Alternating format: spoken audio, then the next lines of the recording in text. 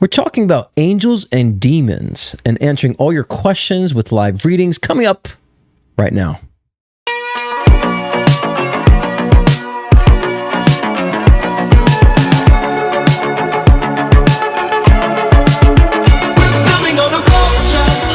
He said it was like a Devin or David. David is his name. It's been so spot on. And I don't know if you put it in the side of your end table or not. You said like there's something in your end table that you this too. My God, we're crazy. Yeah, he's saying hi, baby girl. He's saying hi, baby girl. And is there significance with like image of a rose at all? He would Does that always make give me a rose. Okay, so he's like doing one now. He's saying to work with some sort of like vibrational machine, somehow a way to work with like machinery and vibration. I work with horses, and there's actually some magnawave therapy that's vibrational. Tell me something that he told you that came true. Everything he's predicted has come true. I just don't see it. So he doesn't have cancer? It's very possible. Allow yourself to hear yourself. Allow yourself to feel yourself. Allow yourself to talk to yourself. Allow yourself to respond to yourself. That's looking within. You might encounter negative aspects of self, but that's a freeing experience. Because then they start realizing that they can't think outside the box. And I say, if you can't think outside the box, then who's the stupid one here? There's a reason why we're on this timeline. There's a reason why we've chosen to be in this awakening. I say we're going through a spiritual awakening. So I don't just come on here and talk bull and repeat. I'm living this stuff. In harmony with nature, in a mystical adventure, we're building on the culture. Happy Thursday Night Live. What's going on, everybody? Beautiful souls. Welcome to the Cruisyverse. How y'all doing? How's your week been? It's been very tense week, huh? People have been kind of like bumping heads this week. People have been very sensitive this week. People have been getting some sort of illnesses this week. You know, the body has been kind of suffering for a lot of people because of stress, all that. And, you know, it's just one of those weeks. And you know, there's been a lot of things that have been just repetitive, right, in our world. I just want to kind of address something really quick, too, because I'm very passionate about a lot of these things in our world. And for those who don't know me, who maybe see me and see my rants, my spiritual harangues, that's a new chapter of my rants. You know, a lot of people, you know, love my passion, and people who are just meeting for the first time think it's like, oh, it's too angry. And I would want to tell people that if you're in a deep sleep, is a gentle touch going to wake you out of the deep sleep, or a loud alarm is going to snap you out of it? Or if you're driving on the side of the road and you start veering off when you're asleep, is a gentle voice going to snap you out of it? Or those bumps on the side of the road that shake the car and wake you up, right? So we're in times right now, there needs to be more loud voices. The coddling is not working. The faux spiritual toxic positivity isn't working. The gentle approaches are not working. So people need to be awakened by a voice of passion, especially if it's truth. You know, I get a few people say, I agree with what you're saying, it's just the way you're saying it. It's like, well, then maybe I'm not the right voice for you, right? Because my passion comes from the love of my planet. My passion comes from the love of you all. You know, and passion comes from even the love of our species and the desire to want to evolve. So I know what I'm doing, and I know the tone that I'm using deliberately. And so sometimes it requires such. And I always say, if you have a child and your child hits you in the face at 8 years old, are you going to say, don't hit mommy? Or are you going to scold the child? Right? So there's a time and place for these things. So I want to kind of just preface tonight's show with a little bit of that, because I've been seeing that. I've been having a lot of those intense moments, and they'll keep coming. But if you get to know me, you understand there's a roller coaster of emotions with me. I know how to nurture. Sometimes it's passionate. Sometimes it's funny. So just want to kind of preface with that too. And I take what I do very seriously, especially the clients that I have. You know, I spend many nights in tears over the clients that I have, that the continuations of the things that they go through breaks my heart, but also I want to heal their hearts. Right. And I think that a lot of times people find, you know, safety and a safe haven in a strong voice, especially someone that's going to bat for them. Right. And as someone who when I had moments in my life in dire circumstances, my trauma, I didn't have a voice for me.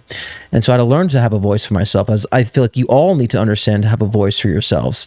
And someone that's backing you up, that I have your back, and I'm going to bat for you and for us. So I kind of want to start that off today, and And let's see who's in the room now. Let's see who's Chatty Cathy in the room here. Who's up? Jennifer Cruz, my mother, my makeup. Hello. Wonderful Mod Nina is in the room, in the house. She will let you know what to do if you want to book a reading here, a live reading. So it's $15 for a card pull, $20 for one question, $30 for two questions, and $40 for a live video. The PayPal and Venmo links are in the description, so get them in now because I will shut them down. And of course, first come, first serve type of ordeal. David Cruz, hello. Phyllis Hemrance, welcome. Good to see you.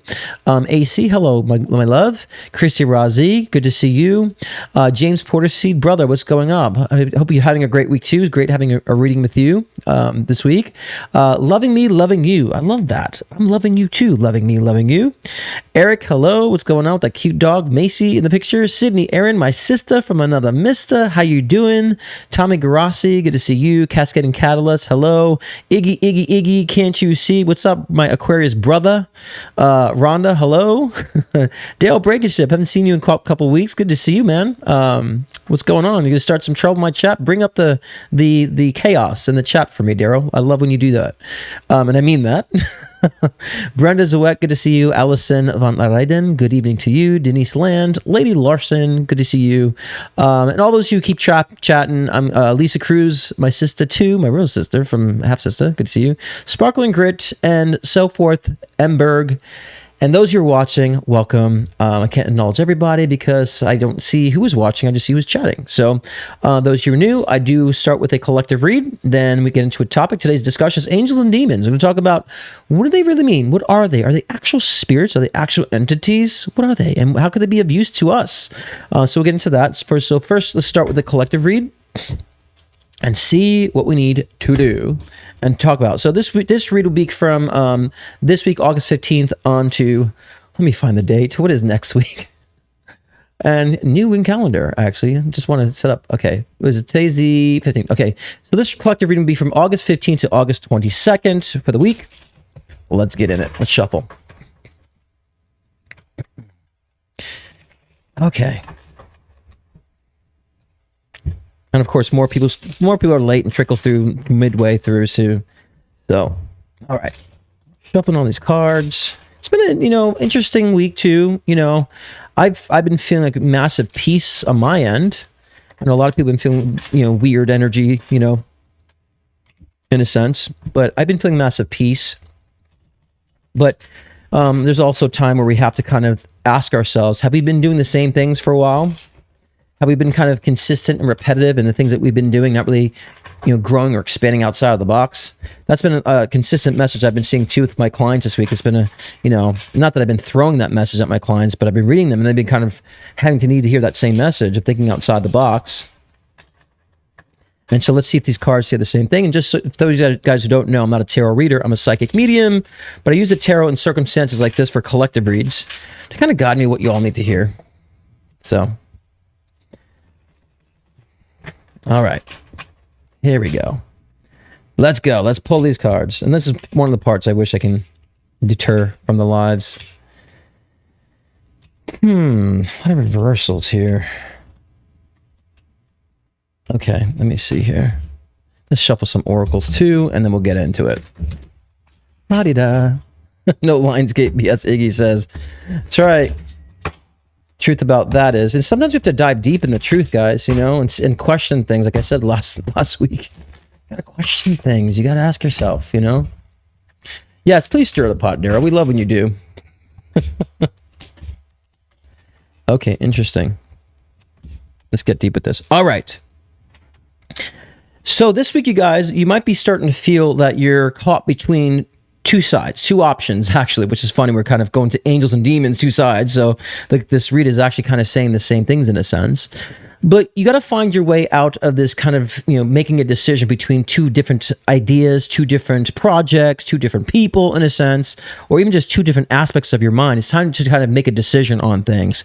Because you guys have been floating, some of you guys have been maybe floating too much in the neutral zone, floating too much in a zone of, I'm just being indifferent, so that's okay, without a perspective. and you're still kind of torn between two options. They're saying now's the time to make a decision.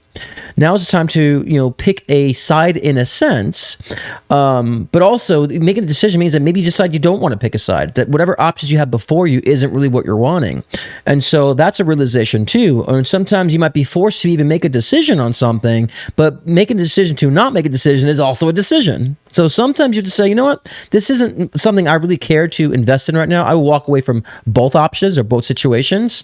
So, because there's always, even though there's two, paradigms in a sense, there's always a third perspective too. There's always a third option, the middle ground on things. And sometimes picking the middle ground is also a choice. Being neutral isn't necessarily middle ground. Sometimes neutral means that you're not really making up your mind. You're kind of floating in a void. Right? So we don't want to confuse a middle ground with a void energy. Oh, I don't know. I'm just kind of sitting, complacent, because that could be into being complacency. So if you want to go in a middle ground, define it. Define this middle ground, because I always say objectivity is the key to success in any type of area in your life that you're trying to be successful in. And so if there are two dichotomies in your life, whether it be through people, whether it be even through choices that you have, where's the middle ground? And sometimes if you find the middle ground and what you're actually wanting between the two options, you might decide to go with an option. Or you might decide, hey, both aspects are really great, importances in my life, and both aspects are things I really do need in my life. So I don't want to cut either one out. I'm going to utilize both circumstances. I always say a lot of times it's really good to take the this and that approach, because many times we're in positions where we think it's this or that, when really the solution is this and that, and all the above, and using both options in your life as a way as inspiration. And so it's time to kind of take things, and even if you're not beside two options, you can really decide where you want to be by taking a middle ground on things, and kind of taking a more a middle perspective and a centered approach to your life on how you're looking at certain things to get the information that you need to guide you forward, and maybe take a direction if it is a left or right direction. But I would say too, when it comes to life, it isn't always one direction. And same thing when it comes to spirituality. Everything isn't always positive, just like everything isn't always negative. And we'll get into that with angels and demons too, because I feel like this read is kind of going to be perfectly flowing into the topic the way it's laid out before me. That sometimes we have to utilize both sides in our lives, and sometimes when we utilize both sides and see the value in the both different aspects of our lives, whatever it may be, then we kind of find more of a wholeness to ourselves. And so these two sides, like I said before, could be, a desired or undesirable, two different people in your life that are maybe struggling and so forth, or two different ideas, whatever the case may be. But I think that when you utilize the whole big picture, then you become more well-rounded. Then you become more clear on where your path is really leading you, where your soul is really leading you. And that's usually the times when you find the sense of balance, right, between the two aspects of self and two aspects of life, that you kind of find the unexpected, right? Things going to happen unexpectedly in your favor, right? Because when things happen unexpectedly out of your favor, you're kind of walking in the wrong direction. Right. And so, again, 4 of Wands reverse, it's kind of like my card of like staying put too. Like you don't necessarily need to take action or make any major change and move right now if you haven't done the full processing, like we're saying, if you haven't done the kind of objective thinking on your circumstances, on where you need to go, which direction you want to go on. So this might manifest into, you might have 2 job opportunities. And so then you say, well, Scott, then how can I do this and that with 2 job opportunities? Well, looking at the bigger picture, understanding what both bring to your life and what you need overall in the bigger picture. And then when you kind of understand that you need both aspects and some different aspects may not be what you need, then you have a direction where you want to go, and you might then pick the one that's most aligned with what you're wanting by considering that and seeing the positive and negatives in both, to be objective in that sense. So it's all about making better decisions. I think a lot of this is coming out because you might have problems making decisions this week. There might be issues trying to get in the way to make a proper decision on something because you might be torn. That's why we're having this discussion right now.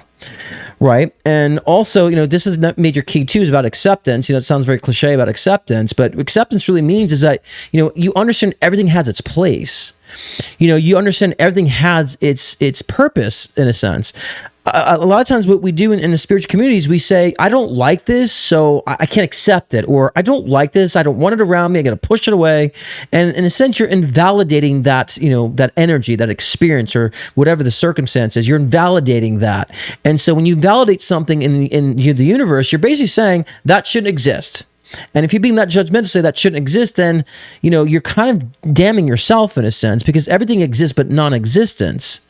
And so things in life have a purpose and need to exist. The question is, what is it teaching you? What is it telling you?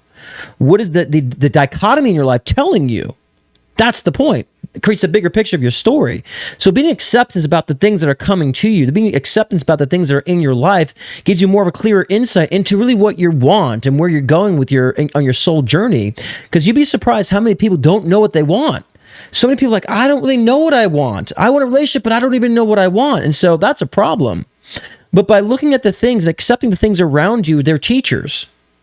Everything's a teacher. And I did a video before about like how to identify the signs. And I always say every experience that you're having right now, every emotion that you're projecting right now is a sign of where you're at, is a sign of where you want to be and where you don't want to be. It's a sign about how you're growing and so forth. Because through every negative circumstance and every unwanted experience in your life, it's pushing you more to realizing where you want to be and the person you want to become. That's the point. It's not about so much learning about like what all this is what I want. I mean, wants are really expressions of the soul and expressions of knowing who you are. And usually when you know who you are, your wants are kind of like predictions. When you say I want something, a lot of times they're predictions. Not so much that you have to obtain a desire. And a lot of times you guys feel a desire for something. Well, I really want this, but you're being psychic about the future to come for you that you think all of a sudden you're supposed to have it now. And then you don't have it now. You feel like you're doing something wrong. You start picking now sides and being very two-dimensional. Instead of understanding, well, that aspect of myself is actually just reading the future. That's kind of what's going to occur in my future. So therefore, I'm going to work on myself now to make sure I can align with that better and be on track. So I be clear about my life. So a lot of times, you guys, you feel like you have a desire, you're supposed to accomplish it now. Please understand this. You're being psychic about your future and understand that you're kind of making more of the realizations of what's going to be lining in your future. And not all of it has to happen now because there's a lot of unfinished business. And that's kind of also the splitting energy too, right? Picking a side between I have unfinished business and I have things that I want to accomplish in my life, but we have to resolve the unfinished business to move on to the next paradigm. So when we're talking about the divide in that sense, then we have to understand how to let go of an aspect to grab onto another aspect, like a tug of war. And you do not want to be in this week where you're kind of pulling on both sides of that rope. That's what struggle is. You're pulling on both ends. Nothing's releasing. Nothing is really giving. So we need to be very conscious of that this week, okay? And make sure there's a part of you that you understand is you're going to resolve this past energy so you can let go of that and pull on to that future and understand how it's refined you. That's the acceptance, right? That's the that's where the realizations will come about how you'll actually be going into your future. Your psychic ability to be really more, I would say, in tune, right? To the fact is, oh, I know the timing.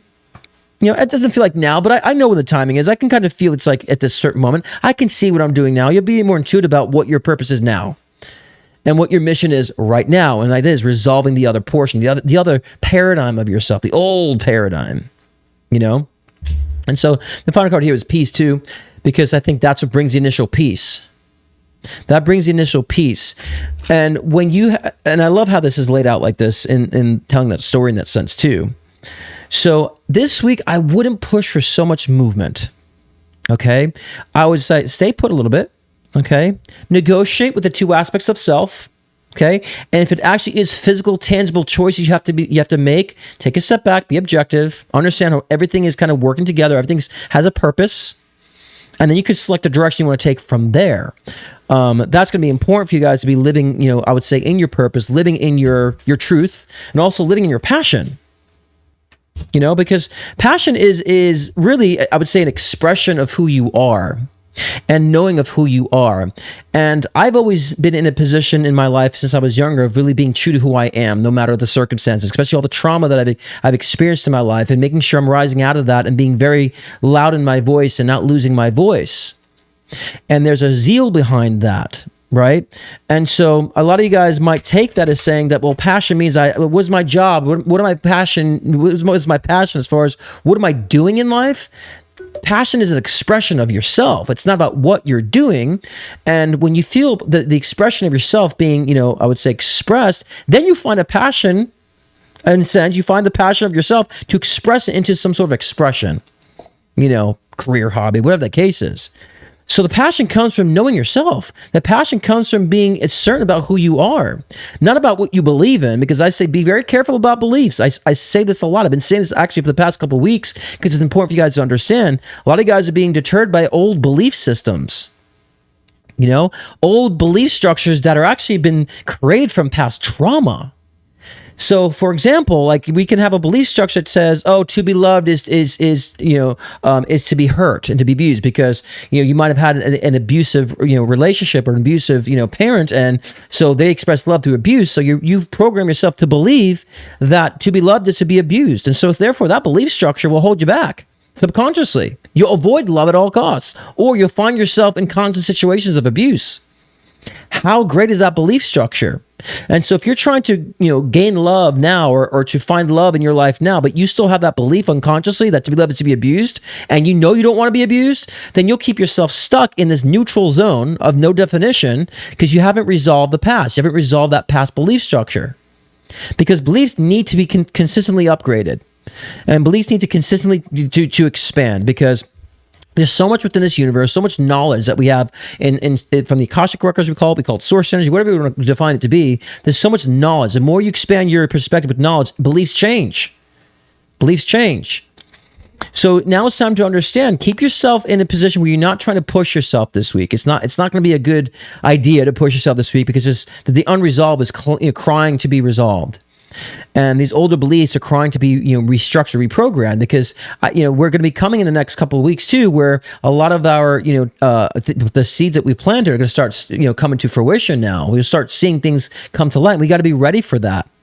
We have to be ready to step into our light, to step into our essence. And if we have this unresolved baggage, we'll block it, we'll ruin it. It'll be too stressful. And so the resisting this aspect and this kind of this duality of self and understanding the duality of self, but also how there also is a past paradigm and a future paradigm we have to select on. So it's just different aspects of this, right? Then you understand the bigger picture, and then you can be pulled forward into the direction of your passion, in a sense, which is expressing yourself, expressing your voice. And so we're looking at that context. That's where the peace comes in. I love that came in the Oracle card, last card with the peace. And I'm just going to pull a couple more cards, just kind of see what the conclusion is. I feel like it's still open-ended, and my guides are saying to pull a couple more in this channeled message here. Okay. But you guys have to understand the subjectivity, what that really means. Because I keep saying it, I say it a lot, right? And so what does that really mean? And it's like accepting these different aspects, Too many people are running away from, the ugliness that they don't want to, pay attention to. That somehow that's going to heal them, or somehow that's going to I'm positive, I'm thinking all positive thoughts, I'm being good. That doesn't do anything if you're not evolving karmically. Knight of Swords, again. I would say I'm similar to the Knight of Swords, very kind of firm on my perspective, very firm and solid on my voice and my perspective. And so y'all need to be finding what that means for you, to be solid in your voice, solid in your perspective. And, not negotiating on that for anybody, in a sense, okay? Because that's where you find all the intellectual and spiritual resources within. And when I say intellectual and spiritual resources, I'm talking about psychic abilities. The fact that you can have discernment is clear, right? You know the right things to say. You kind of are saying the right things at the right time, things that are effective and also making a difference, right? And I love that the Magician card is coming right now too, with also the Three of Wands. Because there's a horizon above. There's so much more above when you understand you're actually in control of the power. You're creating this energy. You're turning and manipulating the energy, in a sense. And in order to create, you got to use the dark matter and light matter. So many people, so many guys have the wrong perception. This is going to lead right in perfectly into the topic. So many people have the wrong perception of what light and dark means. They think light is good, dark is bad. Right? It's a very childlike folklore type of, perspective. Good versus evil. But we have to understand what duality means. And now let's go into the topic of angels versus demons. Now, when we think of angels and demons, we think of kind of the biblical, historical texts of this light beings and, angels and these demonic beings, good and evil, and the fight against good and evil. And people think that somehow is the paradigm. And that's it. It's that black and white. And a lot of people use that as a way to judge behavior because they say, well, that's dark, that's bad. And so it becomes very judgmental. Judgmental of the self and also judgmental of people, but also judgmental about existence. Because existence, in existence, everything exists but non-existence. So everything has to exist. There's a cycle here. And so instead of being just like a black and white, there's a spectrum of the black and white. So there might be your darkest of dark, what we call density, right? Your primitive survival root chakra energy is a farthest of this kind of dark energy, shadow energy, dark matter, to the lightest of light, of course, which is seeing the truth, right? Complete expansion in that sense. There's a spectrum, but isn't good is good and evil is evil. There's a spectrum of such. Where do you hover in that spectrum is the question. And too many people are thinking, well, the angels are positive. The angels are lifting me to heaven. The demons are bringing me to hell. That's not true. These are supposed to be ideologies. I like to say that, especially a psychotherapist, Carl Jung, back in the early 1900s, also said to say that these angelic and demonic aspects and archetypes are really kind of aspects of the mind, unlockable powers of the mind. And that, and I've always said this, and so as I was doing my own research in my evolution, I came across him and realized, oh wow, he said the same thing that I've been feeling this whole through my whole spiritual journey. And that if we understand that there is we have a right brain and a left brain, divine feminine, divine masculine, we can see this polarity and duality through everything. But when we take the step back of defining things as good and evil, remove that from the equation, then what really is it? And I say it's dynamic. And so the angels are kind of the essence of, I would say, the divine masculine, a very protective energy, right? Source of protection, source of, giving nature, right? And I'd say the demonic aspect, the dark aspect of spirits is really kind of the divine feminine, creative, evolving, right? Emotional. And so I always say the dark energy is all that revealing the shadow self, the aspects of self that most people just don't want to look at. But it's through that shadow self that we identify that shadow self, we get to evolve. This is what we call demons. That's why we say, oh, my demon is this, my demon is that. We use that figuratively speaking. So when we look at this, we understand, well, if we are trying to evolve and to awaken, to broaden our perspective on things, how else are we going to learn this? How else are we going to understand the dynamic of our soul, the expression of our soul, to understand our power? We need the shadow version of self to see it, as we have the light version to compare. And there's a spectrum in between this. And so I like to say, again, angels and demons are representations of different levels of, I would say, consciousness that we can unlock, different streams of consciousness that we have within us that we can unlock. And they're all different powers. They're very different levels of power. And I would say the shadow version of self is more dense. It's more rooted in density, and this is what we call the physical earth. And of course, the denser things become, people who are maybe just so not in the dense aspect of life will look at it as it being evil, but it's just primitive. And I always say that primitive energy comes from, I would say, maybe younger souls. Younger souls haven't really quite evolved, so they're still really rooted in density, or highly evolved souls that actually incarnate to explore more density to evolve and to master. It can be either or. And so, but when we understand, we say, oh, we pray to these angels for protection, support from this dark stuff. But when you do that, you're basically saying, I need protection from my growth. I need protection because I don't want to feel uncomfortable. It makes you uncomfortable. So I don't want to experience uncomfortable energy. So angels, save me. It's diluted. It's not about good versus evil. We define that in the physical sense. So morality that we have in a physical world to dictate how we're going to function in a physical world, but that's not a spiritual aspect. It's not a spiritual dynamic or structure. And so when we understand this, then we can look at these aspects of this range, a spectrum of light and dark, and then utilize our own personal experiences to evolve, to grow, to expand, and to find that power within, to change and to manipulate our own energy spaces. And so when people look and they say, people have a great heart of empathy, and so there's a lot of people who are learning empathy in this lifetime because in their previous incarnations, they didn't have any. So we have to understand that our past previous incarnations have a lot of dark energy that we're trying to evolve from in this lifetime too, to learn. And so many people say, but what are all the evil on this earth and these demons that are attacking people and children are being abused? And I always say, if things didn't need to exist, it wouldn't exist. You're almost insulting the God energy by saying the God energy is not powerful enough to eradicate this evil. So if it's happening, it's being allowed to happen. Why? You see, when we look through the structure of things, right, we look at our karmic cycle that we're in. Okay? When we're rooted in density, boy, does that wake us up. And when you're in your negative, dire circumstances, doesn't it wake you up? Doesn't it kind of make you see things about who you really are? They're guides. And I always say the same thing like an alarm clock, or when you're falling asleep on the side of the road and you go through those bumps, it wakes you up, shakes you up. You're like, oh, thank God it woke me up. I can now back on the road. I could have crashed.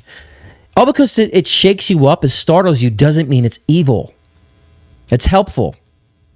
And so, with that karmic expression, there are people who have done, maybe treacherous things in their previous incarnations. They reincarnate to experience very detrimental things, especially at different ages of the human species. And a lot of times we call these soul contracts. We do make contracts with those other souls that we are connected with too, with grief, with loss, to learn, to grow. Because the people say, well, what's the point of learning and growing then? If I have to feel pain, it's like, what's the point of this learning and growing? I said, when you evolve from pain, you've expanded, you've harnessed that much more power. And the more you continue that evolution, the more you become the master of your experience as in totality, and you become more like the God energy, all-seeing and all-knowing. That's what all-seeing and all-knowing means, that you understand this balance of duality. And so, when we understand we have to learn certain aspects, there's a dark side and a light side. Again, that doesn't mean good and evil. It means there's a density and there's a lightness too. That's the less dense. But being that you're in density, too many people are trying to run away from density, like as if they didn't choose to be here. Oh, I gotta, and this is not saying that you shouldn't filter yourself out from certain things. That's one thing. If you have to preserve your boundaries, that's a different topic. But we're so fragile that we can't deal with or handle things of the negative aspect. You have to turn a blind eye is not evolving. It's actually, it's degrading to your soul, actually. It's depriving you of the wisdom and knowledge that you need to become more of a vast perspective. Because at the end of the day, you realize between these angels and the demons that actually we're all of it. It's all of different parts of us. And so then many people ask me questions too. Well, Scott, because I've been through demonic possessions and exorcisms in my past in the Christian church. I went through those experiences, so I know it's like to be possessed and to be exorcised. But what my experience was when I was being, having these exorcisms done on me, they were trying to purge me out of the demon of homosexuality. They were trying to get that out of me. And my soul was clinging. So they were trying to, basically fight for my soul. So I was pushing back. I was being, fighting back. And it's like, you're not touching my soul. This is who I am. You're not changing me. So that's what the kind of the possession really was. It's a fighting back from that trauma. Because your soul is going to fight back. So in a sense, that's very light, in a sense, fighting back from entities that are trying to cling to my soul. And there's many people out there that try to do that because they want to change what they are in fear of. So when we understand this aspect of such, and we see that it is all aspects of us, and we understand we're just extensions of the God energy, then we could utilize the aspects of the light and dark to create. That's the whole point of this. And you wouldn't be running away from darkness or challenge. You wouldn't be putting your nose in the air. Oh, I can't hear negativity.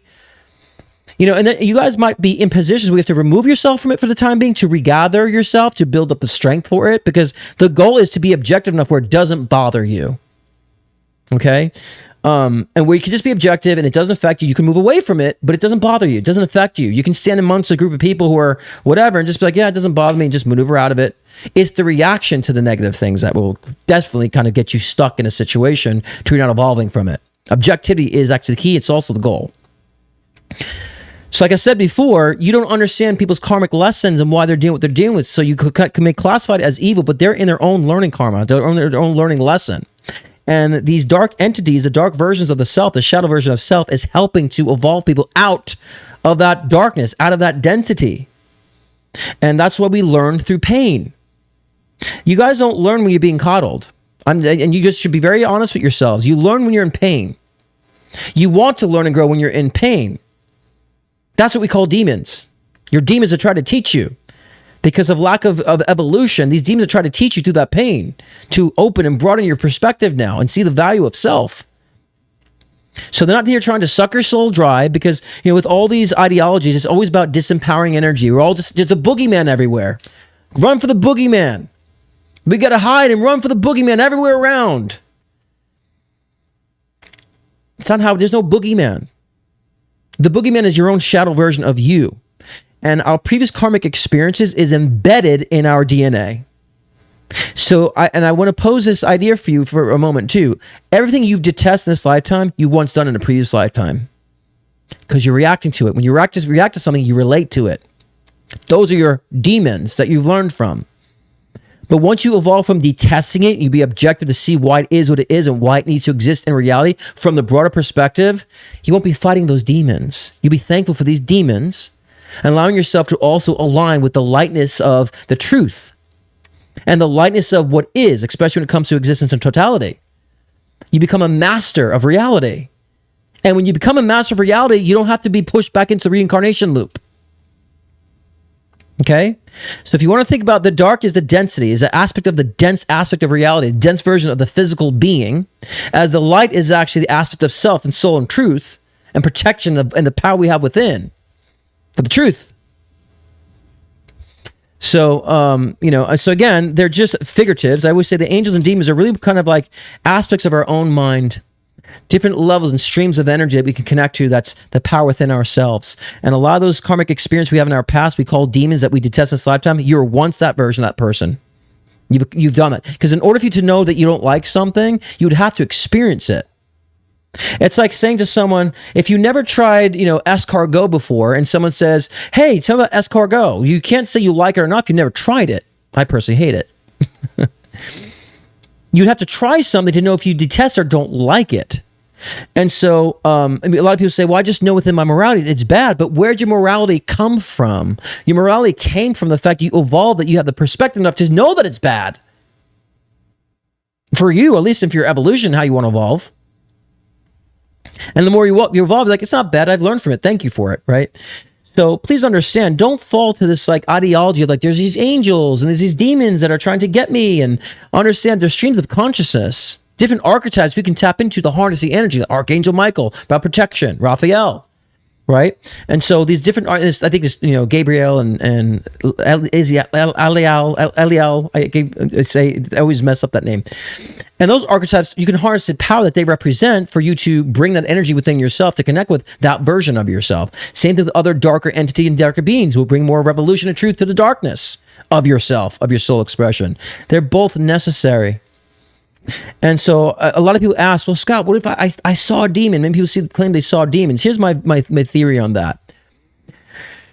There's two aspects of this. One of this is, of course, my belief, and only my belief. You can't prove this. It's just a belief from my experience of being spiritual my whole life. When people see shadow entities, there's two aspects. One, we create shadow entities of ourselves because of our negative trauma. I created a poltergeist in my house, so that was a reflection of the trauma that I was going through. So I created this shadow entity, and that unresolved was creating chaos around me. And that's also what dark energy is. Chaotic. Chaos doesn't mean negative. It just means it's shifting things. It's changing things around. It's taking things apart to be able to look at things tangibly, right? That's what chaos is. Order is bringing things together. That's a positive energy in the sense of bringing things together so it can actually be whole. But sometimes we have to take things apart to look at that. And that's what this dark energy is. So I was creating this kind of chaotic energy around me because of my unresolved traumas, and it had abilities. So I would see that shadow entity because it was my own being that I created, in a sense, and other people would experience it too, because we have such powerful energy that way. So shadow energy entities is that aspect of self of unresolved trauma. Those have abilities that is projecting that in the physical space, so we can alter that. That's one aspect. A second aspect I believe is when people see these demon creatures are aliens. I believe that aliens in the fourth dimensional realm have this fourth dimensional body structure that we can't perceive per se.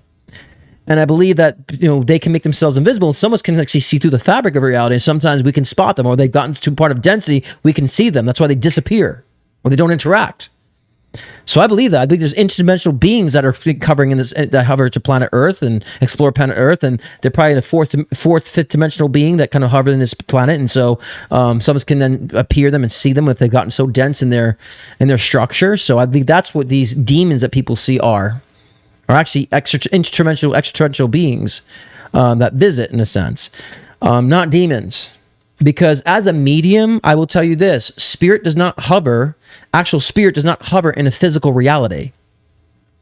Spirit actually is channeled by a medium. Okay, and so as a medium, we can channel different entities. We can channel our loved ones, and we can project maybe an apparition because we're connected, because our brain is a processor of this reality. But there are no demons trying to cleanse your soul. Unless you created such, unless you created this type of karmic wheel that you're in, where it's like, again, it's trying to fight within the self. But when you feel like something is clinging to your soul, you're in betwixt yourself. You're beside yourself in a sense. You're struggling with your duality. And that's the fight. All right. So again, I always say these religions are just parabolistic. They're metaphoric. And I think they're just made to explain a structure. Too many people feel it's so, literal. And it's not literal. Just like the Adam and Eve story. People literally believe there was an Adam and Eve that was tempted by the serpent to eat this apple and it was damned to all, to be in sin, right, for eternity, which affected the rest of the civilization and the human species. They think that's literal. And I always say, we are coming from this creator energy of the divine and feminine, divine masculine, and we desired for knowledge, which is the apple. And we chose to eat the apple of knowledge so we can incarnate and learn more about ourselves. That's a process of the Adam and Eve story. It's metaphoric. And when you look at it in that context, it makes more sense than, this God is vengeful and this God set me up. He knew I was going to be tempted and so he didn't protect me. So therefore he punished me for having curiosity. I mean, that's not very, very intelligent. But as a parable, yeah, we wanted knowledge, so we incarnated here to live in density, not sin, but density. And we have different levels of consciousness that go from, like I said, from all the dark, from all the light, different levels of energy, different experiences. And if you're afraid of this demonic energy, ask yourself, what unresolved do you have from a previous incarnation? What unresolved do you have in this lifetime? Those unresolved demons, in a sense, because those are messengers for you. And so you don't always need to protect yourself from the dark. Sometimes you also have to allow yourself to experience it, express it. So then you become whole, you become full. You understand the power you have of that duality, and that spectrum is you. And you won't be running in fear from things. You just be acceptance. And that's where you find that peace. So, I was saying we feel peace today, peace this week. And many people feeling chaotic. I feel peaceful because I understand what's happening right now in our world needs to happen. And there needs people that need a loud voice to wake them up through these times. And that's what I'm trying to participate in my experience, is to be a louder voice to people that need it. Okay? And so remember, we have a brain that can access a lot of information. We have DNA. I always say again, I repeat myself on this. Every incarnation you've had from your previous experiences is encoded in your DNA. And everything in existence reflects itself. So our physical body is reflecting our previous incarnations through our DNA, our intellect. You ever wonder why people wake up and they have a strange fear for something, like they've never been around, and they just have a fear? Again, karma passed on into this incarnation. It's unresolved. And so when we start looking at the bigger picture, this way you get more insight into who you are and this dynamic, and you stop blaming demons, you stop giving credit to angels, you stop looking for all this power elsewhere. Because a lot of these ideologies say the power is in another being. We got to look up to another power, or this other energy's taking my power. So where are we? We're caught between, I have to look for power up here, then I have to, I'm being taken for power up here. Where am I in the mix? Everybody else is playing a major role in my life but me. But you have to understand that all of that is your power. All of it is your power.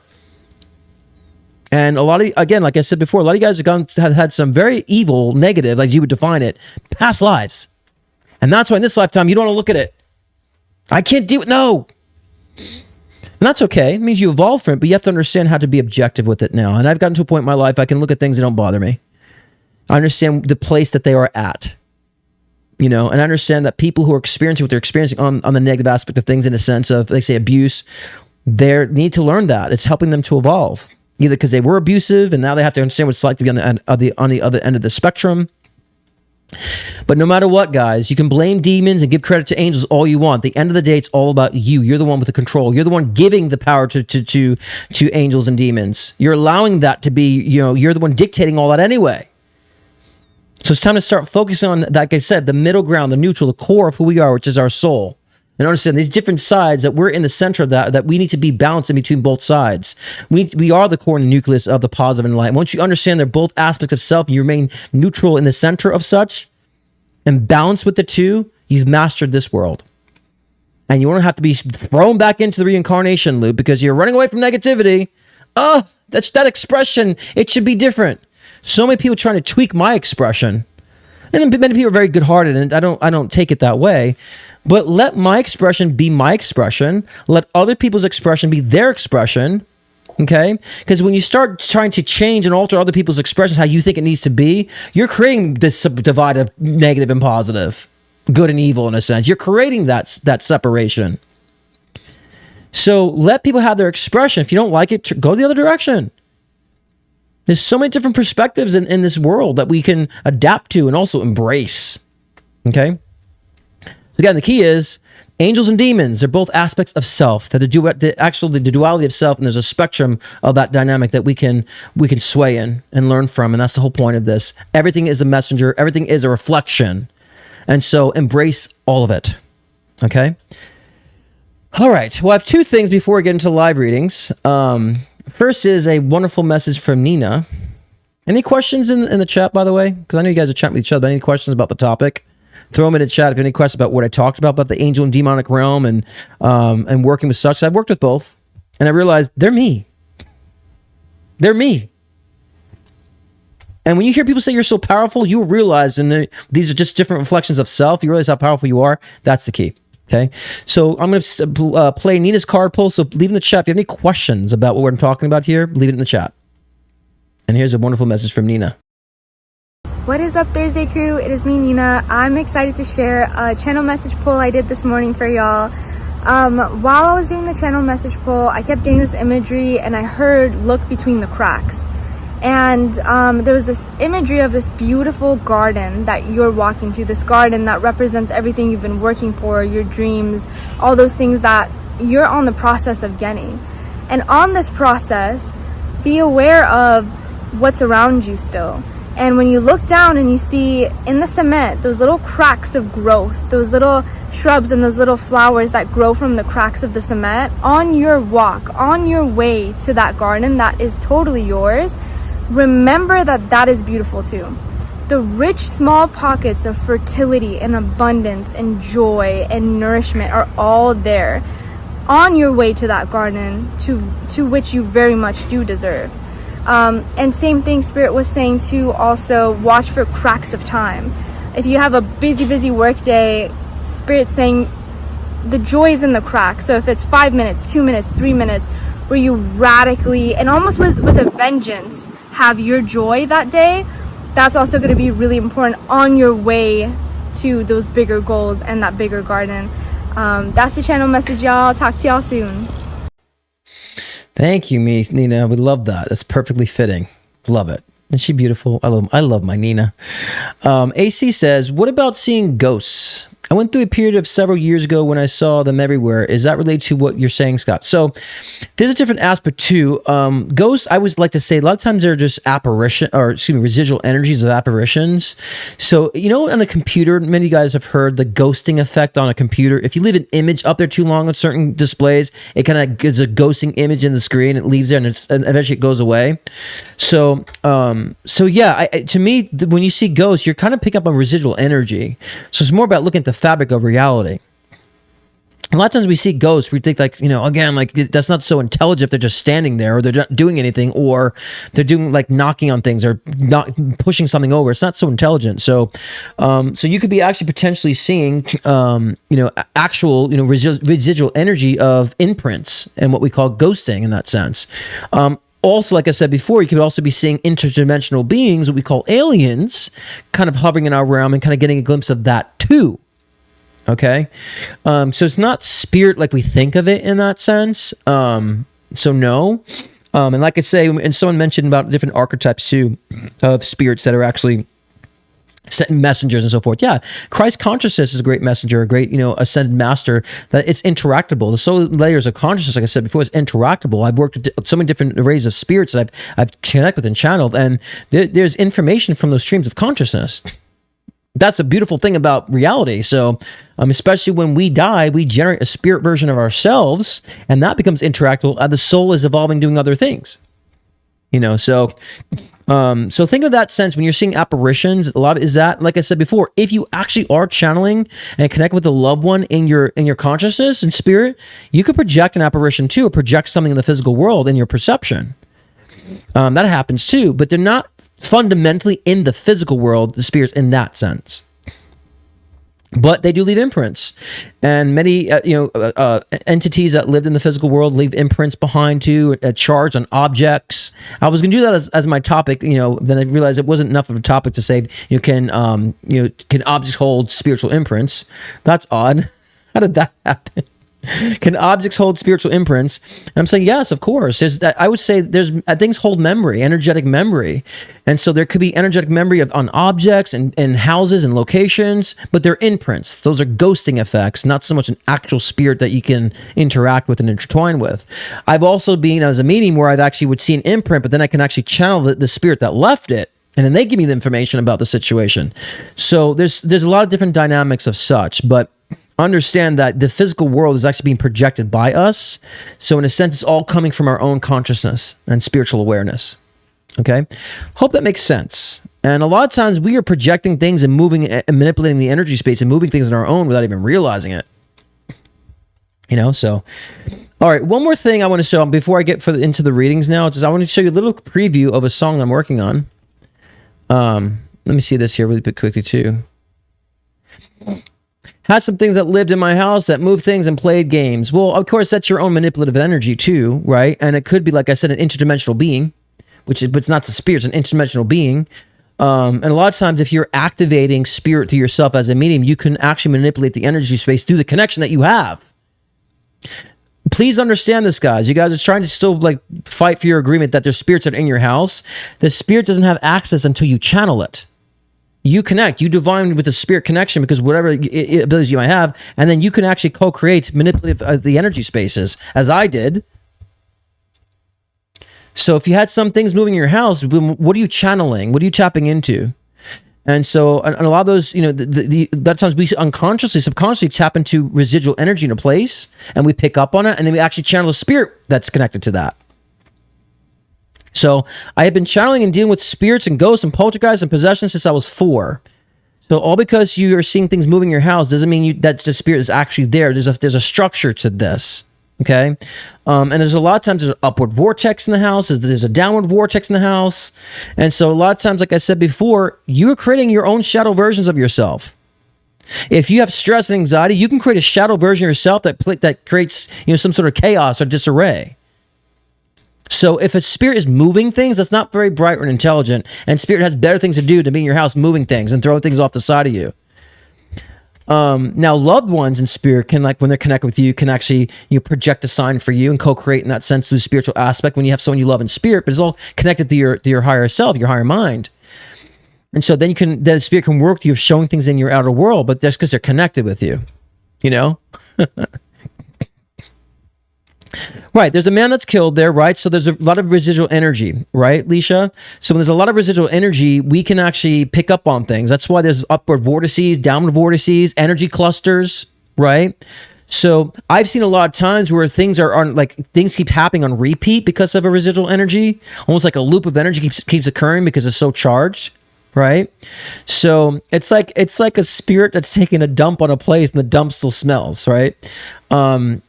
I would say too, if you can imagine that, even just the physicality, when you burn a candle, the scent lingers in the air and it resonates in the air. And of course, after a while, it dissipates unless someone keeps lighting the candle. Same thing with residual energies. If someone there's a residual energy of trauma, and there's an energy cluster there in the space, and then we bring more trauma, and it's like lighting fire on it in a sense, right? Because we're taking our own energy with the energetic cluster that's lingering from trauma, and then we're just putting fire in it, and things are going to happen, right? And so spirit's more intelligent than just to move things randomly for no reason. Spirit's more intelligent than that. So it's really about an effect and result of energy clusters. A lot of times we subconsciously relate to trauma in houses. I would say we're attracted to spaces for a reason, guys.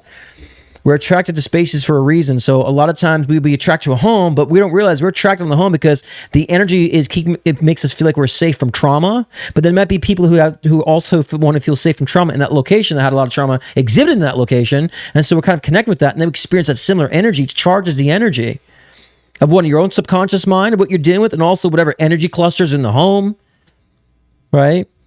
And so a lot of times we have to really focus on that aspect because there's a reason why we call it ghosts, okay?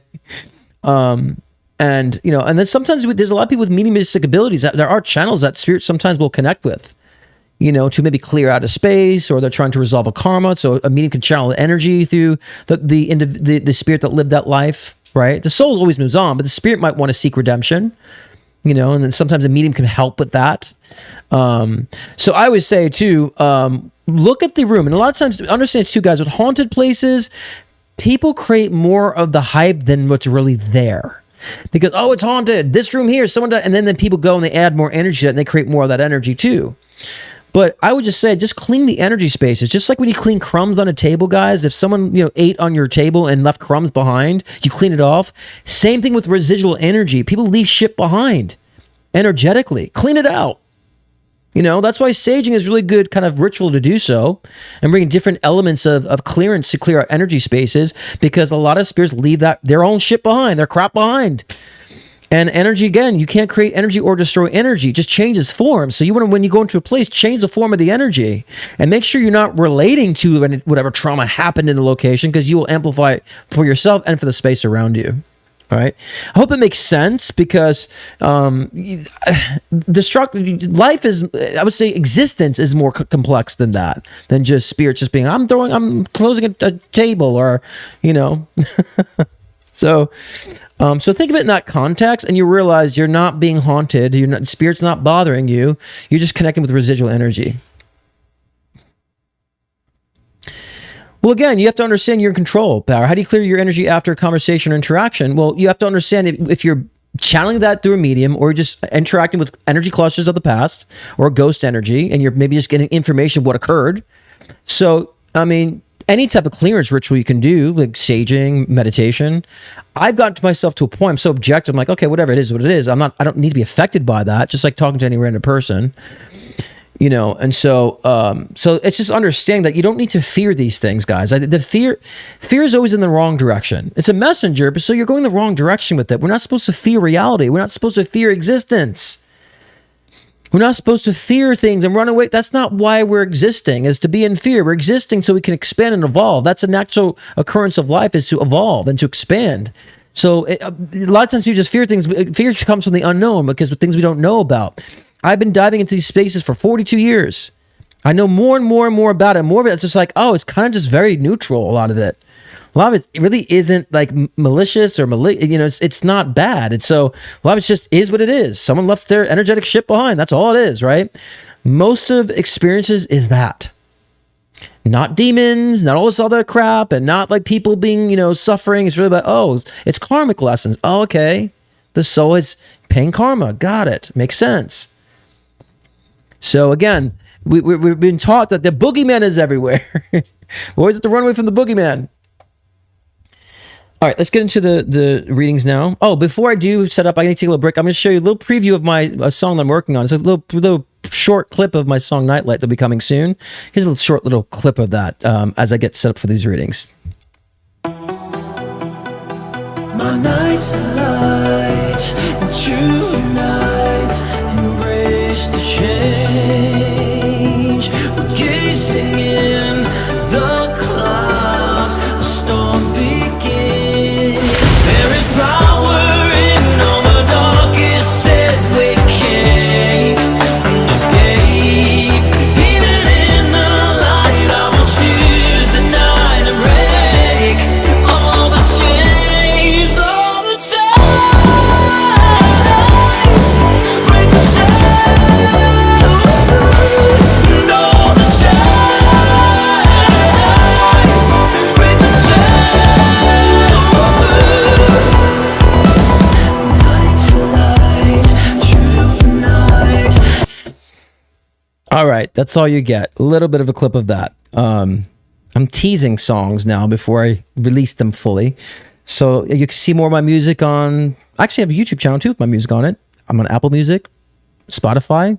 I feel like I need to be pitching it more, especially have more songs in the works that are really great. That song in particular is really about kind of facing the darkness to break the chains. That's what I'm saying. Even in the light, I'll choose the night to break the chains, because I want to go in the dark and I want to take this. I want to fix things in the dark. I want to tweak things in the dark so I can break those chains so I'm free. That's the message of that song. So I don't fear that darkness. I don't fear that shadow. I go in there. I want to just, again, free myself from that so I can live in the light, live in the truth. And that's what real living in the light really means. All right. So I'll let you know when I find the right astrological position to release that song. Okay. Okay. First question. Stephanie Parr. Work shift energy happen now. How is it shifting? Okay. Well, I've been telling you, my love, my darling, that things are going well. And I think that new connections are establishing. And as I just drop cards, let's see if this is for you. Okay. Okay. No rant today, huh? I was thinking I was going to do a rant today, but like no rant today. I feel like it was more educational in a sense or perspective. And I think that's good too. We'll have moments where I'm giddy and laughing. We've had a lot of funny things come out of our lives. A lot of one-liners have come out strung out from my lives. And so, yeah. So I don't always yell, guys. Okay, those who are new to watching my shows, I don't always yell. Sometimes. But I'm Puerto Rican Italian. It's like telling me to not be bald. I mean, I'm just passionate. Okay, all right, Stephanie. So basically, yeah, these cards fell kind of brilliantly, actually. King of Pentacles, all about financial investments. It could be the lawyer card, financial investor card. But to me, this situation means that you're making financial connections, investments, people, particularly. The Star meaning you're shining in what you're doing, right? And the Princess of Pentacles, all about the kind of being in charge of your finances. So they're saying that you're making these connections with investments that are going to really help make you shine in what you're doing. So there definitely is a shift there, especially when it comes to Princess of Pentacles. Being in control of your finances and kind of like leading forth with your control of your money and your I would say your money, right? Your investments, what you're reaping, right? Okay. But Stephanie, I'm going to remind everyone in the room, I told you this was going to happen quick. I said you got to be patient. I told you the connections will come in, and when it happens, it's going to happen fast. I told you this many weeks ago. I said, but you're planting the seeds, right? And you're now harvesting those seeds. And so it's now the connections of people coming through. They're just saying to make sure you don't take too much where you're like, taking on too much. Don't take on too much. Don't be, over encumbered by too much stress and too much ideas. Keep it simple, stupid, right? This is a phrase they say, keep it simple, stupid. So keep it simple, do what you're doing. Do what you're good at. You don't have to think things too far outside the box that's unreasonable. Think outside the box in the sense that's going to motivate you, but enough to where you're not being unreasonable by taking on too much. Okay? So that's good. So the change to me is I predicted this how many weeks ago? So I'm not surprised, but I'm also happy that you're in it now. So he says months ago, I'm doing tones at once right now. Okay. I love you. Handle it, girl. You got this, right? I always say these cliche statements keep coming out to me lately too. It's like, be careful what you wish for. It's like, be careful what you wish for, because now it's like, boom, right? And so enjoy. I always say, guys, enjoy the journey of when things are chill. Like when my work slows down, like I have weird moments with my work, and I have a lot of access to client accesses to me, and so and this is why I only book open up month to month of my bookings, because I used to be booked out like a year in advance for many years, and I'm like, ugh. So now I kind of restrict to a month, and open a month per month, and and there's times I'll be weird, I get a flooding of bookings, and then all of a sudden it's quiet. I'm like, I have sources of people coming from everywhere, so I notice when it's that way, the universe is saying to reflect, enjoy this slow period. And working in entertainment for so long, being a composer, I've learned to save for, the slow months. Because when I worked in entertainment, it was months of hardcore work of composing for shows, and then a month or two of off, So I always understand it's refreshment period. So when things are kind of slow or quiet, please understand that's time to reposition yourself to energize for the change, right? So when things happen, you're ready, you're energized, you have the vibrancy to do so, okay? Don't see it it's nothing's happening for me. It's things are generating behind the scenes for you. Let it generate and get yourself prepared. So see the slow periods as a time of preparation. And time to reach out to your favorite psychic, Scott Cruz, let you know what's going on. Right? So I can tell you what's going on. Brenda Zweck, card pull. Let's do a random card pull here. I'm not sure how the rest of the show went, but Scott is giggly info. Oh, you knew? Did you just come in, Michelle? Michelle Bell? Michelle Biggity Bell? Michelle, you were here when we did Two Tooth Tootsie, right? When Iggy and Erica created Two Tooth Tootsie. I don't know if you were here. I think Sydney was there too. But we actually Two Tooth Tootsie has some new friends: High Thigh Heidi and Peg Leg Peggy. We're creating a group of people now from our live shows. Well, good to see you, my love. I'm glad you're here. Always glad you're here, of course. I love your energy. I need to like see you in person soon again. I'm gonna spend more time with you. So next Unite the Light or something. Yeah, Sarah.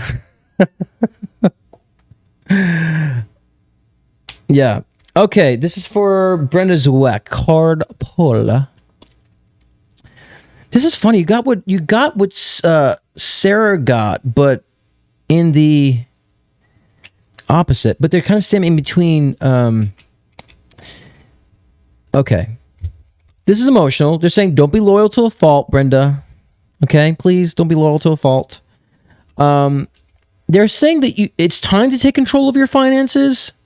Okay, and I think that if you strive to like more focus on your financial aspects now and be more like specific on this and dive in deep, and they're saying it's time to take control. And I feel like there's somehow you'll invest in a creative idea. So I feel like you'll have an idea for a creative venture somehow, either hobby or idea that's creative that brings in money too. And they are kind of saying too that I feel like things are gonna be opening up to you emotionally. Right, so maybe you've been cutting people out of your life now that need to be, separate from you. So this is creating a better space for you energetically to hear yourself think more, right? So I definitely feel like there's gonna be an openness of energy in the next few months that's gonna really open your perspective to see things better. I feel like there's gonna be some sort of an idea or creative venture or idea that you might tap into. But they're saying right now, stop being loyal to a fault on things, ideas, or people. Break that and say, do they earn my loyalty? And if not, screw it. And they're saying right now this week, it's time to really look at your financial aspects, diving deep with them. Yeah, you get the Ace of Wands again. These cards just flew. I wish you could have seen this. So they're saying there's a lot of creative aspects or creative endeavor for sure.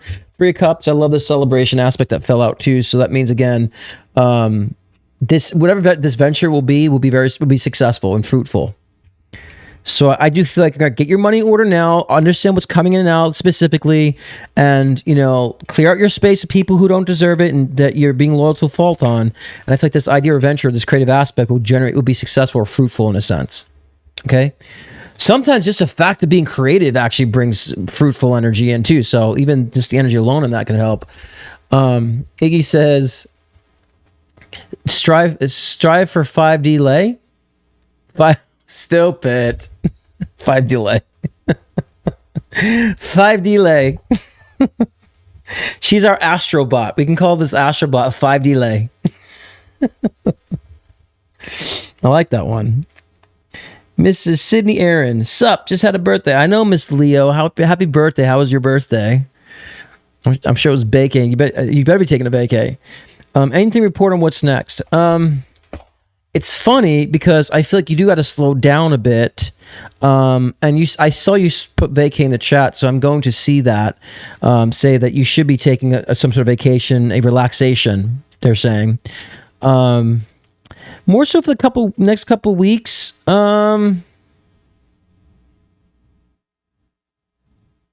Just saying, spending more time with kids too, like recreation with the kids more as well, and maybe taking them on a trip or taking them to a water park or something of that nature. They're saying kind of getting more involved with the children. This way you can actually, feel that like a catch up thing, just catching up with your kids in a sense. So some sort of recreational period your children are saying to get into next, because I feel like it's going to be really open right now for you to understand how to relax and unwind and kind of what I was saying before. And so, well, there you go. Good. So that's the period right now, right? Is just like catching up with them, resituating with your kids, they're saying. Because I think, then you'll have, maybe they go to school. I think school's coming up soon, right? I think, Sue. So maybe that's why they're probably saying this to you. You have a lot of time in your hands then too, but you probably want to do something that's like a vacation for you. I don't know if you've been saying you got to get your nails done soon or getting your nails did or something. Let's say go get the nails done. So maybe if you've been struggling or like putting it off about getting your nails done or a manicure, go do it. Go do it. You know. And I do see you journaling more and kind of getting your thoughts out. You know, I see you kind of as like sitting down on a lounge and just kind of like, you know, getting your thoughts out and just like really allowing yourself to purge it and to see from a different perspective what you're feeling and what you have been feeling, where you're going. So I think you're kind of going to let yourself, you know, embrace the silence, right? The quietness, because I feel like you're going to be told, you know, feel told a lot through spirit about, you know, what you're inspired to do next. You know, and they're just showing you singing a lot too. You know, singing a lot. I don't know, like just tapping into like music as well. They're recommending, and just singing. Yeah, I mean, I don't know if you have a good voice because you might screech when you sing. I don't know because they're just showing you singing and screeching. So maybe you just want to sing in private, but they're just saying connect with music and sing and sing. Get this energy going, right? Because it's going to be like a clean slate. You know, it's going to be like a clean slate. You're going to feel like there's like a lot of open space and open room. And so, you know, and your dad's been knocking at your door too. So I think your dad's been trying to connect with you as well. You know, so if your dad is actually, if you've been wondering if you're feeling your dad is coming through, he's confirming to you that he's coming through. Do you wear boots, Sydney, or something? Or do you get a pair of boots or throw away a pair of boots? I don't know. He's just kind of laughing about a pair of boots with you, your dad. I don't know why, but I don't know, but he's been trying to connect with you and get through to you. But this is a good period for you to reassess, to recalibrate. It's a good period for you to kind of hear yourself again, you know, and to reconfigure and just like really look clear on this, you know. Yeah, your dad's been trying to get connecting with you because I told you before that was his sign, the black feather, right? Didn't I tell you that about yeah, I did. I think several lives ago, that was your dad mentioned the black feather as him being a symbol. So he has been obviously trying to connect with you, and he's laughing about the boots. I don't know what boots he's talking, like they look like female boots. So I don't know why he's laughing about that, what that means. Maybe you'll understand that later. But so he just wants to say he's connecting with you, and I think it'll help you during this time to, you know, hear yourself, resituate, you know, reconfigure. That's a simple period, actually. Very simple period for you, but enjoy it. Because it feels very clear, and I don't think you're used to it feeling clear. That's why I'm spending time on this, talking about that. All right, what time is it? Okay. Sarah, been feeling super crappy this week, like migraine, stomach issues for days. Yep. I know more or less how to take care of myself and be healthy, but anything spiritual that you can pick up around this, some message or anything? Honestly, Sarah, it's the energy of the world right now, my love, and you're being super sensitive to it. A lot of people who are empaths are feeling a lot of this. Like I said in the beginning, I actually said this in the live. And I really seriously that if you're susceptible or empathetic at this moment, you're going to be susceptible to the world's energy. And so you want to make sure you can disconnect from the collective energy right now. So that's kind of the reason for that feeling. I've also been feeling a lot of that too. So I shut down from the disconnection from the energy as well. And because I was having some stomach issues as well, and a lot of tiredness. So I just disconnect from like what the world, not listening to worldly stuff. And like my energy comes back and I've been putting it into things that I love. And so it's just the heaviness of the planet right now that you're picking up on. So empaths, please be aware of that. A lot of times you're exhibiting energy that you're just picking up from the collective. And so, you know, differentiate. What am I feeling? If you don't feel like it's coming from a place in your life, it's coming from the collective. So shut down the collective. You know, so, and for me, I've been using this time to refocus on things that are important for me. You know, during this time where I've been kind of a little tired, but then I regenerate and then I'm back. I got my energy back again because I've allowed myself to preserve my energy and not allow myself to feel so much of the external world and the collective. And so a lot of you guys are empathetic and you feel that. So just learn how to disconnect from it. So that's what I feel like it is. It's nothing spiritual in a sense, love. You're just hypersensitive to the collective right now too. And I believe I talked about this to you before, about learning how to, you know, disconnect yourself from that and tuning into more of the things that resonate for you. You know, sound healing right now would be great. So doing some sort of sound bathing right now would be a great thing for you to feel better, they're saying. All right. But it's totally collective with you. If it was something like that you ate or something spiritual within you, I would tell you that, but it's not. So I'm not just trying to feed you general BS. Sophia Rodriguez, and this is the last but not least, and then we're going to close down sessions because the chat was long today. Someone recently sent me information to apply to a solutions analyst and solutions analyst 3 role 2 and solutions 3 for my job. Do either feel like a good path for me? Thanks, Scott. Yeah. Yeah, they both feel great. I lean more to the second one. It's the positions analyst 2 role for some reason. I know the 2 and 3 role. I don't know if it has anything to do with hierarchy or positionings, but I feel like it really is would be more in your position, your flow. The solutions analyst 2. But they're both, I think both would be great for you to move into, and to expand what you're doing. I feel like either one, would be a position to where, I think you just feel like you're accomplishing more, right? Just overall in life. Like I feel like you've done something different, and I think that you'd be great at either one in a sense. But they're just kind of saying the second position is the one I think that you might link with. But they're saying to definitely jump for that. If it was not like say in alignment to what you're wanting or where you want to go, I'd say I'm not feeling that as a path that's aligned in a sense. But I feel like it would be something that would benefit you and push you forward in a sense, actually, and thrust you forward more. So I would say absolutely. And to me, it feels like more that the second solutions analyst 2 would be a role to maybe apply for. Okay. So good on that. It's great that you have these opportunities before you. So that's great. And and I think that is the last one. Let me just double check my PayPal, and we will close the session. Let's make sure I'm not missing PayPal before we close on this. It's very quiet, and people have been very. I've also noticed too that people have been more quiet than usual on social media, which I would advise to do that. Actually, if you're feeling heavy, stay off social media for a while, unless it's something that you find very exhilarating. But I would say this is a time now to not be scrolling. I call it finger fucking the screen. Stop finger fucking the screen. So now's a good time to just stay off of that heaviness. If you're feeling heavy, don't browse social media. Don't put so much energetic influences in your brain and your mind, because that could bring more heaviness. So make sure you're taking a step back from social media, and a lot of times it's just the fact that there's so much different energy at once could be very stressful. For your overall perspective. So take a break from social media when you're feeling heavy.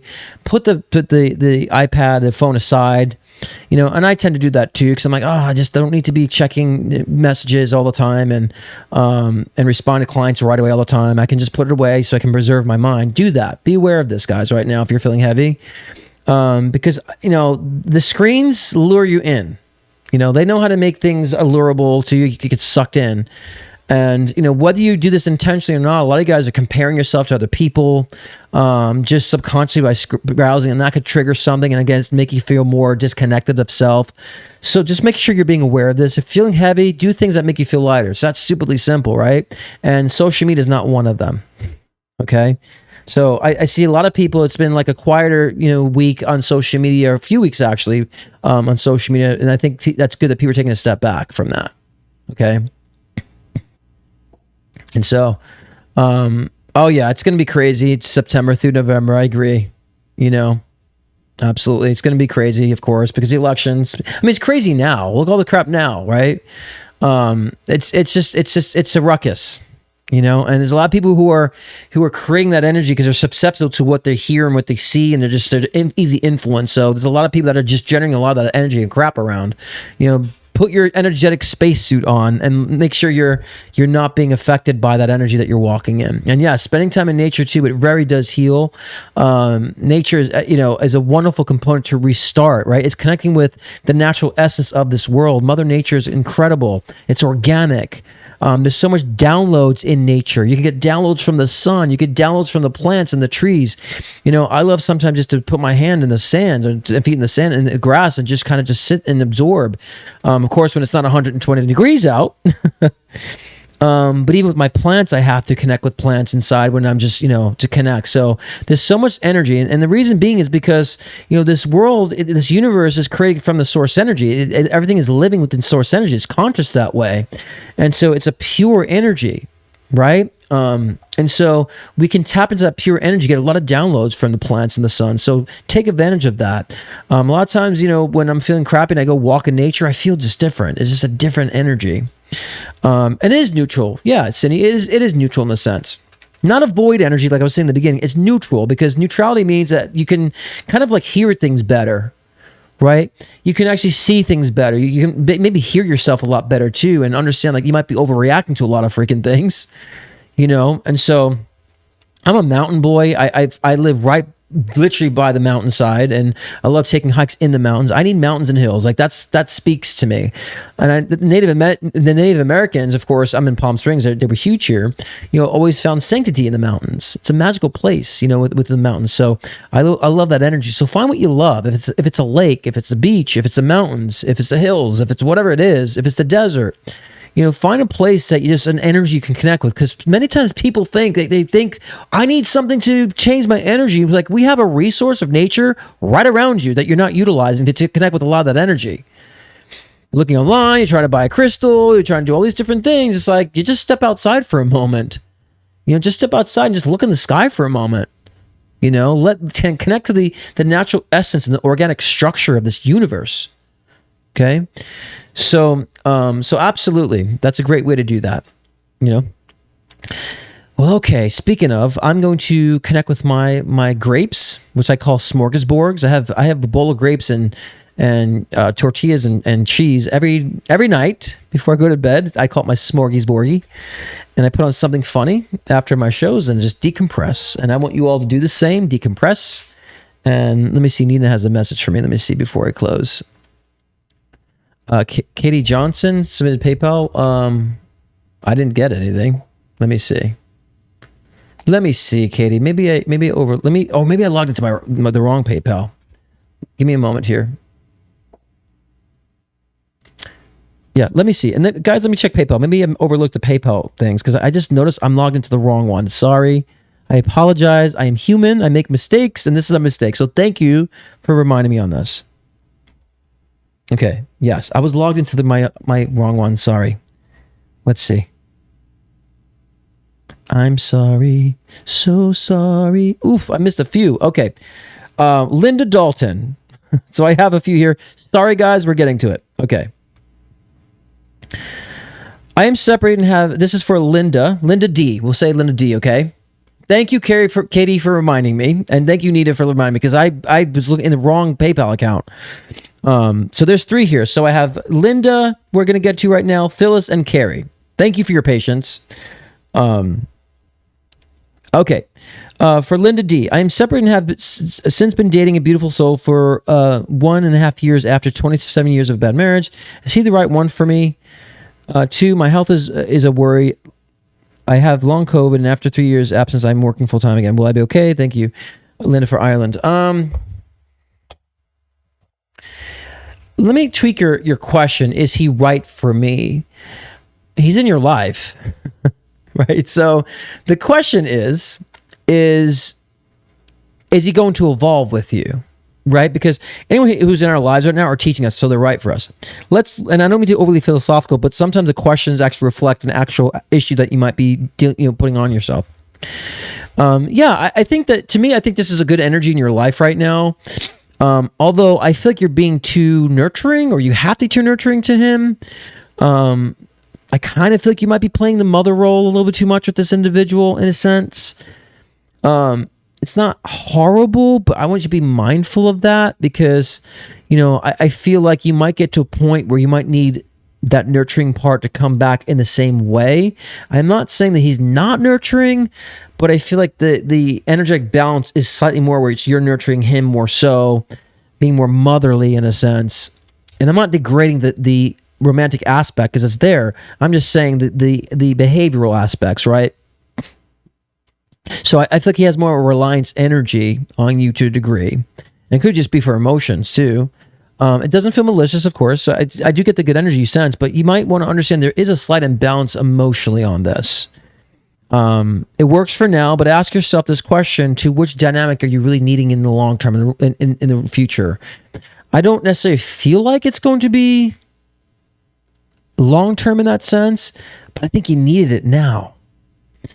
I feel like the great thing about this connection is that he's opened you up. He's opened you up, and I think that's a wonderful thing. And he's opened you up, and you can kind of relax more in this relationship, because I feel like the other relationship is very domineering, so I feel like a dichotomy. I see it's a lot, actually, with people, too. And so I really feel like you're living this kind of expression of like, there's someone soft, there's someone, that's supportive of me. And so, but you're being overly nurturing. But I think you needed this right now. So it's actually going to help you. I think this relationship is a ticket to love. In situations like this, I always say it's a ticket to love, either through him or through another person. This experience is going to be the thing that connects you with love. Okay. So you need this. So that's my response to that. And long COVID, again, I've had long COVID too, because I had it 3 times, and I still have situations that linger. My mom knows certain things you could take to help with this too, but I always say, there's also a lot of stress that you need to be mindful of as well, because you feel massively stressed in a sense. And so I think your stress and anxiety is also, from your past, has been situated within you too. So you need to do I would advise a therapist. I think that you have a lot of unresolved emotions, which again, in a session, I can dive deeper into for you if you need to. In a session, I could dive into that and how to change the patterns if you want me to do that. If not, I would recommend a therapist, because it obviously feels very emotional. And a lot of this feels like, you're kind of extending these physical ailments of long COVID because the emotional aspects, the stressful aspects. So it's kind of perpetuating the healing on it, right? So we're emotional and physical. So you have to understand both have to be in alignment. So you need to do some of that emotional purging. Okay. And then, eventually you'll be working full time again. But again, we just got to kind of clear this out, that emotional part. And then, you'll be on the right track and putting everything into perspective and understand not everything has to be long term. Like, you can have a relationship that's good for right now. You can have a relationship that's good for the time being through your transition and through your adjustments. That's okay. Okay. And let that be in that way. Oh, my back. Been sitting in this chair. Okay, card pull for Phyllis. Time is it? 7:30, and I am, winding down. Phyllis H, I will say. I'm not going to give the full name. Phyllis H.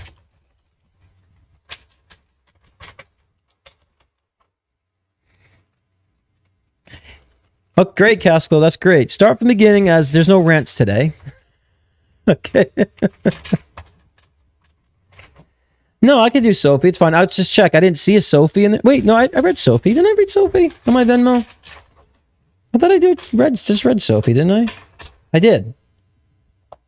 Yeah, Sophie, I read you. Yes, I told you that you're... I told you again that the position number 2 is great for you. I said it's a great opportunity for you to take. So I said, yeah, I read that. So is it Sophia or Sophie? Because I read Sophia Rodriguez.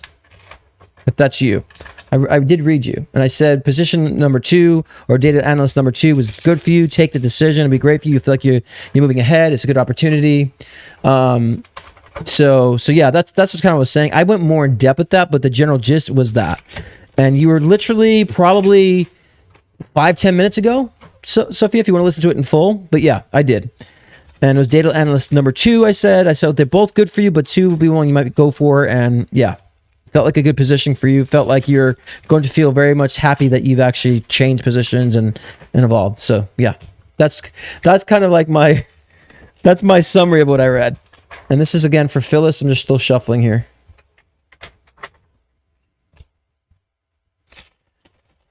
No tension around here. Okay, Phyllis needs to center yourself. Okay. But yeah,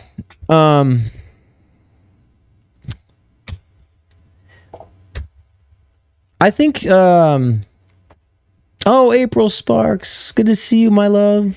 Thank you for that. That made my day to see you popping in here, April. Good to see you.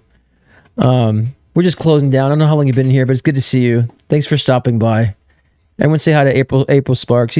April is Chris Rex's assistant, and she was also working with us on LOL. She had some fantastic ideas on LOL too. But she had a part because her business is booming, actually. So she's going to be booming soon. So good to see you, April. All right, so this is for Phyllis. Card pull. they're saying right now you need to use your intuition because there is going to be a financial matter that comes around, okay? And you need to get an attorney. So I feel like it will be in your favor, but what this legality is, you have to be more intuitive. I don't think you're using your intuition enough. So it's kind of saying you need to center yourself right now emotionally. Because you might be making, or at this time, you might be making harsh decisions that might blind you to the actual truth of what the matter is. Saying, so center yourself, think about the things that you are needing right now, think about, as well as your intuition about what you're really thinking about the matter, because then when you do, you will align with the right, I would say, legal counsel that will bring justice to the situation of legality. You do get the justice cards. The justice cards means it will work in your favor, or whatever is fair will be determined. So if you're seeking justice in a situation, you will get it. But you need to use your intuition and center yourself to understand the right counsel for you. Okay? And when you do, then you'll be successful on this. If you're not aware of this legality, something might come up out of the blue and understand it will work in your favor. So don't be afraid about this. But use your intuition. You're not using your intuition enough. Or you're just like, you're casting your intuition aside, like you're discounting it. Don't discount it, please. Because I feel like you'll know exactly the right way to go with this legality. And like I said before, it will work in your favor. So... okay, last but certainly not least, now that we got here, is Carrie Johnson. Okay, should I continue in the romantic relationship that has just begun, or should I continue to look around? Okay. Okay, let's see. First question. Yeah, April, because, Chris and I... oh, yeah, by the way, Chris Reck and I will be doing a tag team again at the end of the month. So that'll be great too. You guys, a lot of you guys have been asking for us to tag team again, so we're doing it again on the what is the last day of the week? Before I answer Carrie's question, sorry, Carrie, you're waiting. The 29th, Chris Reck and I will be doing tag team readings again, as per demand. Okay, let's go to Carrie Johnson. Yes, the romantic relationship that you just started. It's just begun. Should I continue to look around? Yeah. There's nothing wrong with this individual.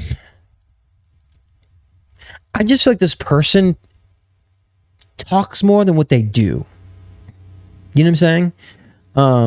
So I think that you might want to understand they might be just all fluff. Or they might be all about presentation, but they're not really, showing up in a sense. I just feel like they talk more than what they do. And so they might be presenting more than what they are. So I feel like there's an overcompensation with this person. So I would look around.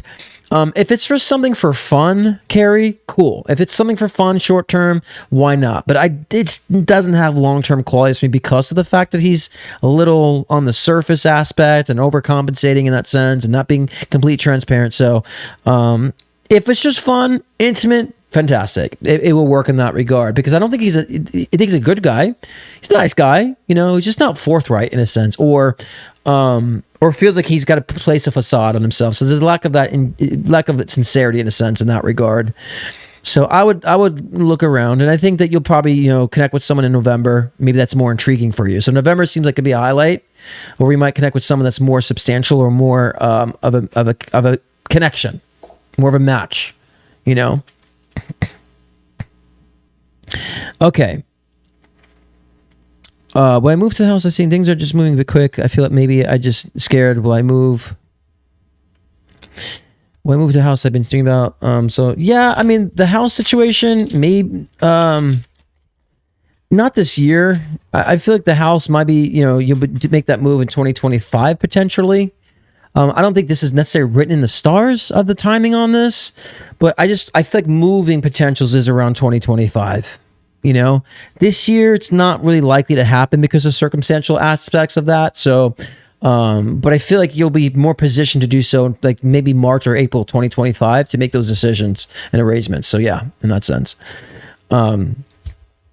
But yeah, and I think again things are moving quick with this relationship because I feel like he's putting on a lot more than it is, right? And so, like I said, he's not a bad guy. But I just like there's more surface aspects than there is on actual genuine connection. It feels, again, put on.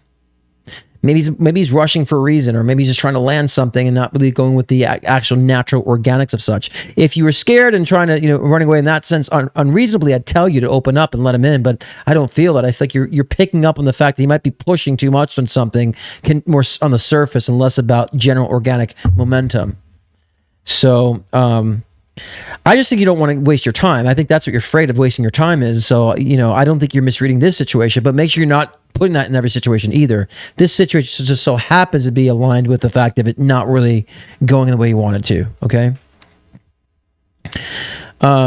Don't worry about this, Phyllis. You don't need to book a session for that. Just understand, because I had this many times too with legal issues. It could be something very small. It could be like a little settlement or lawsuit that you have to get into, and be intuitive about that when it comes about. It's kind of more future, like I said. So it doesn't need a full booking or a session over that specifically, because I'll probably just say the same thing. So save your money, unless you want a full session about something else that's different.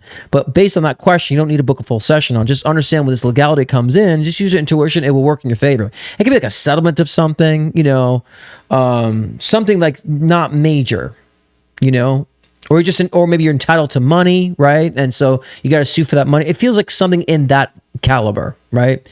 So I wouldn't overthink that. Just when it comes in, remember yourself to be intuitive about how you feel about it, and having the right counsel to do so. Because I got the King of Pentacles is all about, it's a lawyer card to me with the Justice card side by side. So, yeah, it doesn't feel like overly complicated. So I wouldn't waste your money on a full session for that question. Just when it comes about, just understand, okay, it's working in my favor, be intuitive about it. That's all. Nothing major. All right. And that concludes the readings. How you all feeling? You all tired? But check me out again. Check us out on the 29th. Mark that down too for Chris Reck and I doing those tag team readings. And of course, I will still be doing my live on the 22nd. Actually, on the 29th, I will be coming back from Lake Tahoe. I'm going to Lake Tahoe for a little bit of time. And so I will be refreshed. So I'll see you guys next week, and tune into LOL on Monday night. We're no longer going to be streaming LOL on the individual channels, so you'll have to go to the LOL page, Leading Out Loud page. The channel is actually in my YouTube, so just actually tune into the channel. We're actually going to start broadcasting on the one channel for analytics and so forth. And we're talking about food actually on Monday. We're talking about like diet and the issues around surrounding food and the conspiracy around food, GMOs, whether or not it's that level of spirituality when it comes to food and diet. So we're gonna get into all that on LOL Monday. And of course, I'm very, very, very, very, very passionate about that topic too. And then if not, then you tune in next week for our live. And I'm trying to think of a good topic for next week. So I'll kind of figure that out next week. Keep me posted. And I don't know what else to say other than that, guys. Take care of your week. Make sure you guys aren't being too split, that you're taking a step back and allowing yourself to be objective, to understand what's in your life and why things are in your life, and and make your decisions this week on things that you need to make decisions on, so you can actually move forward and let go of the things that have been anchoring you down, right? And a lot of the stuff, it's just our emotional investments that anchor us down. So that'll be very perceptive. Be very, very keen on that. Okay. It was minded a long time ago with food. I think Diane, the producer, decided to make that a topic. So like I said, like probably weeks ago, we'll talk about food, and because I did a show on my show saying, is it spiritual to eat meat? And I went into the whole aspect of that on one of my shows. So yeah, it's definitely something. I know Chris is also very passionate about that too, because he's been on a health kick too. He lost a lot of weight too. So Chris and I are very aligned on that topic too. So it's awesome. So check us out, guys. I appreciate every single one of you guys for being here tonight. And those who lingered around and stuck around this late, I appreciate every single one of you guys. And so again, if you want to book a personal session, one-on-one reading, the link is in the description, scottcruzpm.com. Offer one-on-one life readings. Of course, they're more in depth because I have you in front of me, phone and Zoom sessions, mediumship sessions. If you want to connect with someone who's crossed over, as well as Intuition Builder to help with developing your own psychic ability and mediumistic abilities too. We all have the access to this. It's not some hokey thing only certain people are able to do. We all have the abilities to be intuitive and to be mediums as well. So the different levels of such vary to people and the purpose, but we all have the ability to be intuitive. So if you want to learn more about doing that, you can book an Intuition Builder session. Again, at scottcruzpm.com. I love and appreciate every single one of you beautiful souls. Let me cue this thing up here. And remember, you guys are all the gods and goddesses of your own myth, what you want to create. Much love. Good night. And here's to the long outro.